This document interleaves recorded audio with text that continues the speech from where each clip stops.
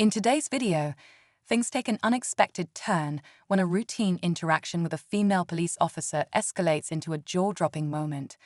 What starts as a simple ID check quickly becomes a heated exchange, where rights, authority, and personal boundaries collide in a way you won't believe. The officer, firm in her stance, meets her match in someone who knows the law inside out and isn't afraid to stand their ground. But it doesn't stop there. When the police chief steps in to back up their officer, the tables turn in the most surprising way. This isn't your average ID refusal. It's a tense, real-world standoff that will have you questioning how well authority figures understand the very rules they're sworn to uphold. As the pressure builds, one question lingers. Will justice prevail, or will this encounter leave everyone involved rethinking their approach? Buckle up, because this one's a roller coaster of rights, respect, and unexpected outcomes. Let's get into it. Emma's breath hitched as the figure stepped into the faint moonlight streaming through a broken window. It was their uncle Robert, the one who had always insisted the family secrets should remain buried. He looked calm, almost too calm, but there was something sharp in his eyes that sent a chill down her spine. "I told you to leave this alone," Robert said, his voice low and measured. "You don't understand what you're walking into." Emma tightened her grip on the locket, her heart pounding. "You knew about this, didn't you? About the Carters, the threats, everything. Why didn't you tell us?" Robert sighed, his expression shifting to something almost regretful. "Because knowing doesn't help. It only puts you in more danger. You think that Key will save you, but it won't. It's not just the Carters you're up against." Daniel stepped forward, anger flashing in his eyes. "Then who? What aren't you telling us?" Robert hesitated, and for the first time Emma saw fear flicker across his face. "There are people more powerful than you realize, and they've been waiting for this moment." The sound of glass shattering sent adrenaline surging through Emma. She darted toward the back door, Daniel close behind, as Harris pulled his gun and took position near the broken window. The men outside didn't wait. They were already pushing their way in, heavy boots crunching over broken shards. "Go," Harris hissed, his voice low but urgent. "I'll hold them off. Get to the bank." Emma hesitated, but Daniel grabbed her hand and pulled her toward the woods behind the house. The cool night air hit her face as they ran, their footsteps muffled by the damp earth. She glanced back once, seeing flashes of light and hearing the sharp crack of gunfire. Her heart clenched, but she couldn't stop now. As they reached the edge of the woods, Daniel slowed, catching his breath.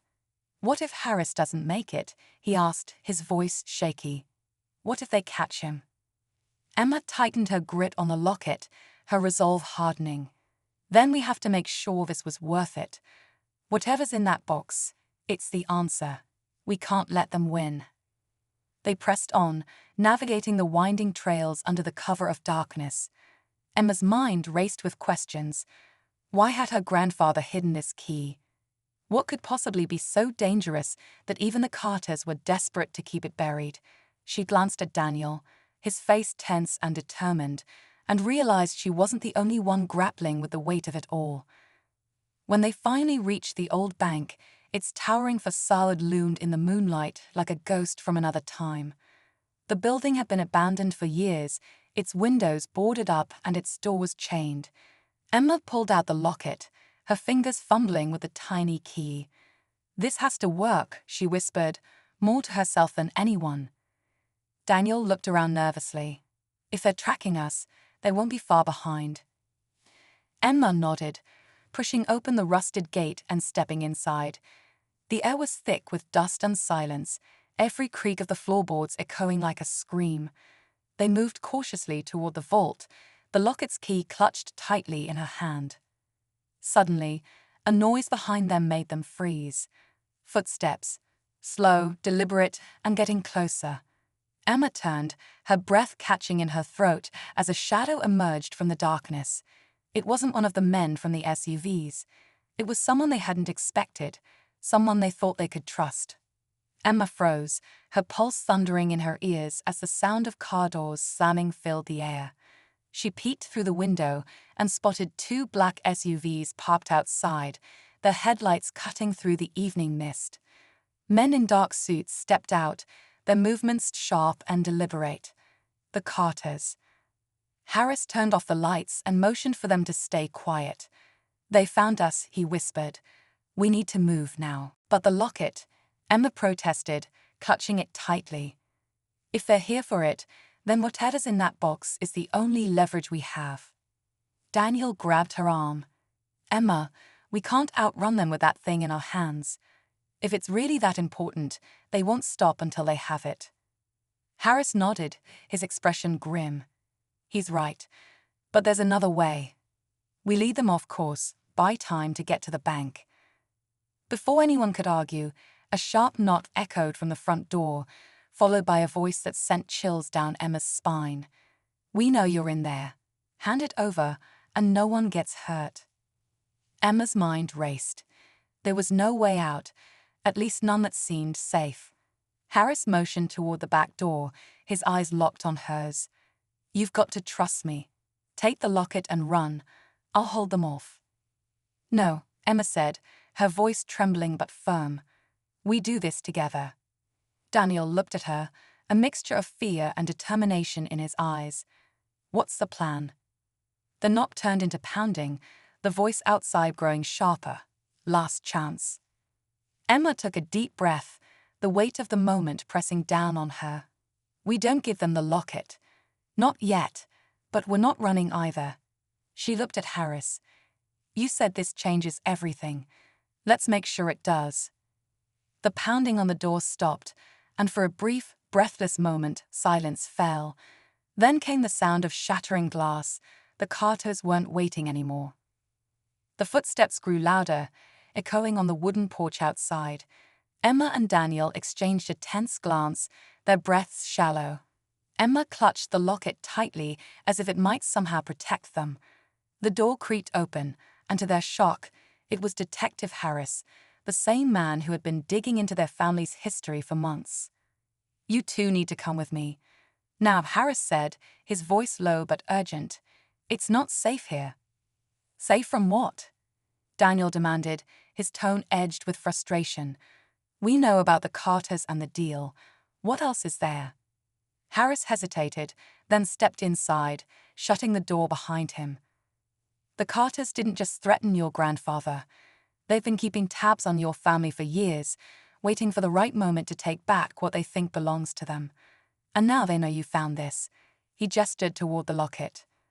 Emma's mind raced. "The key," she murmured. "What does it open?" Harris hesitated again, his jaw tightening. "It opens a safe deposit box at the old bank, one your grandfather left instructions never to touch.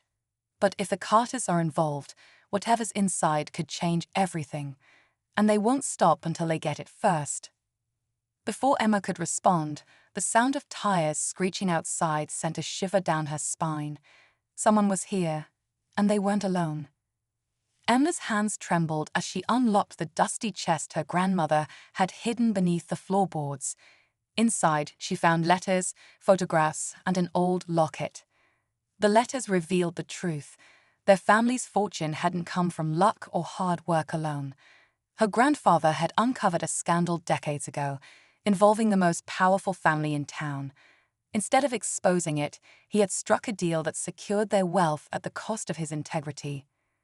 Daniel stormed into the room, his face pale. "I just spoke to Mrs. Carter. She confirmed it.